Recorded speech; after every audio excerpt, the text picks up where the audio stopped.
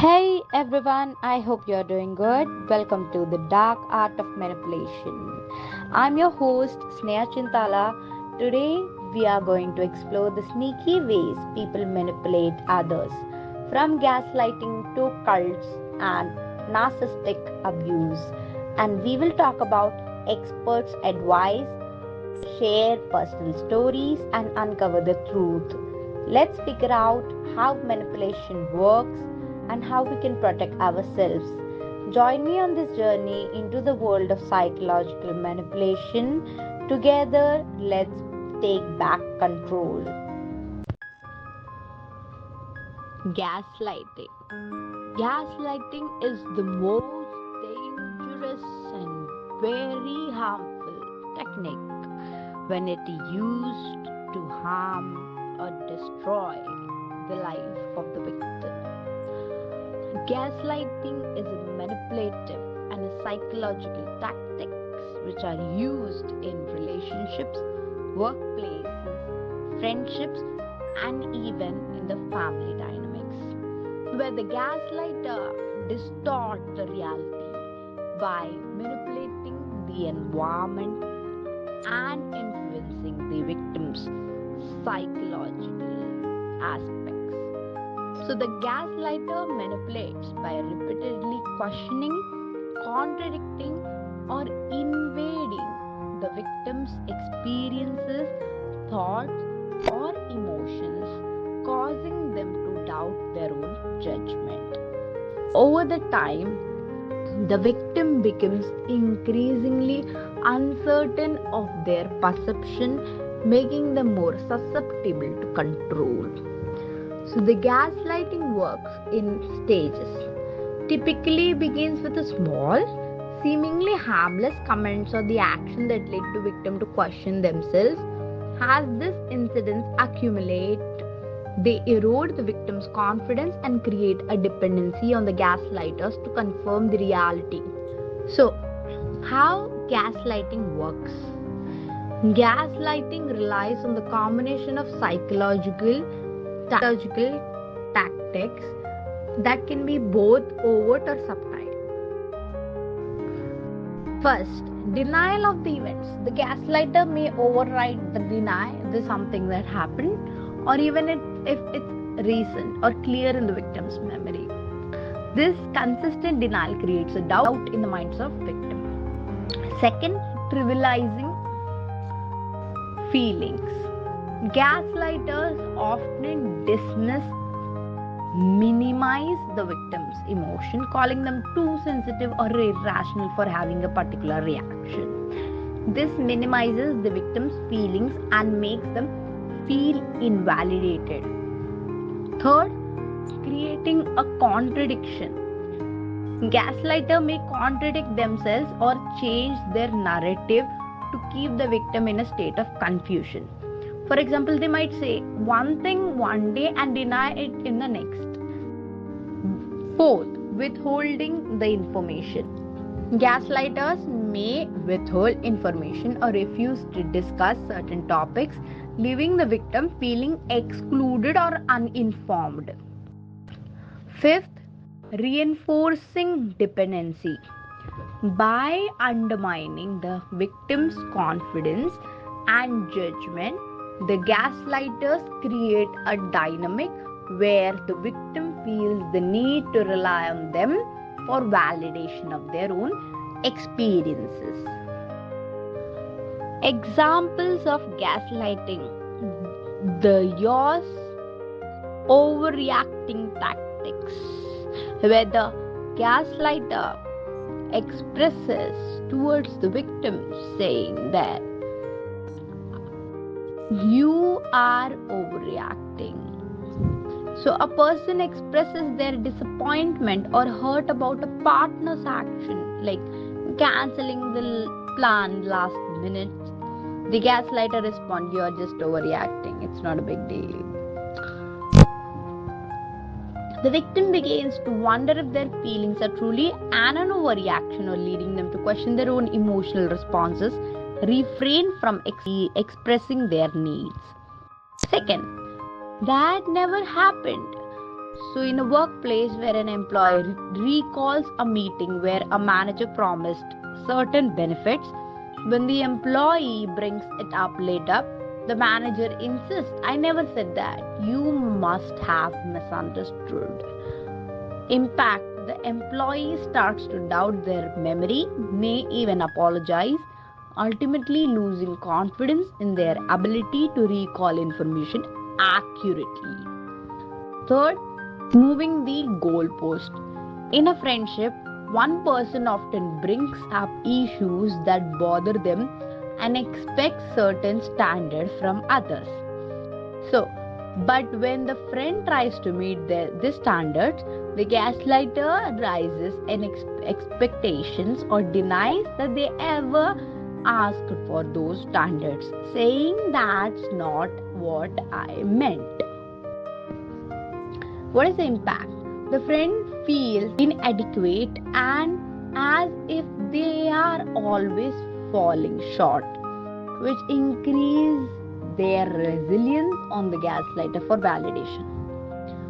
Fourth, just joking as a cover for hurtful action.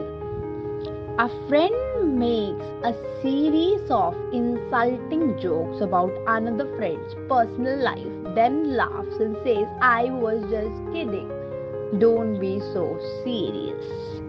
The victim may start to question their sense of humor and feels guilty for not getting the joke, gradually tolerating the behavior that makes them uncomfortable.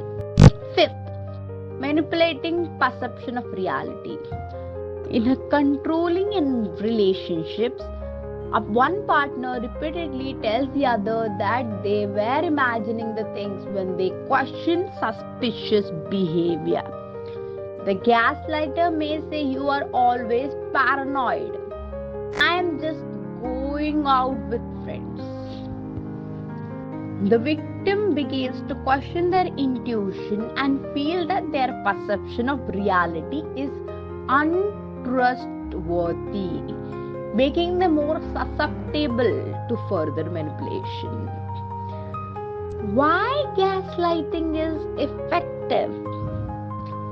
Gaslighting preys on natural human tendencies such as the need for reassurance, the inclination to trust those close to us, and the tendency to avoid the conflict. By manipulating these tendencies, gaslighter create an environment where the victim gradually loses their sense of self and reality. The technique is especially effective because it's typically subtle and building up over time. Early stages of gaslighting often look like minor disagreements or misunderstandings, making it difficult for victims to recognize what's happening until the manipulation has become deeply ingrained. How the victim can recognize the gaslighting tactics. First, constant self-doubt. Victims of gaslighting often start to feel uncertain about their memories, emotions, or choices, especially after interactions with the gaslighter. Over the time, they may question if they are misinterpreting situations or imagining the things, creating a cycle of self-doubt. For example, Sarah is in a relationship where her partner frequently denies things she knows happened. She remembers them planning a weekend together, but when she brings it up, he says, You never told me about that. You are making it up. This happens often enough that Sarah begins to wonder if she is actually forgetful or making things up, even though her memory was reliable before. Second, frequent apologizing. Frequent apologizing, where the gaslighting makes the victim feel as thought that they are always at fault. They may start apologizing for the things they were not responsible for, as they feel guilty or unsure, The constant need to apologize often reflects the confusion and insecurity the gaslighting creates. For example, Mark, as an employee, is constantly told by his boss that he is not doing things right. His boss points out mistakes that Mark doesn't remember making, like misplacing files or forgetting instructions.